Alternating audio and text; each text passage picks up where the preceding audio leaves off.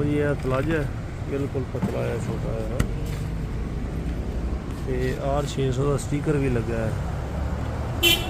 तो कोई चीज़ कोई कंप्रेसर नहीं है, पैपा ही कितने R600 है, थले गर्म होंगी एक साइड तो एक साइड तो निकलती होती तो बस।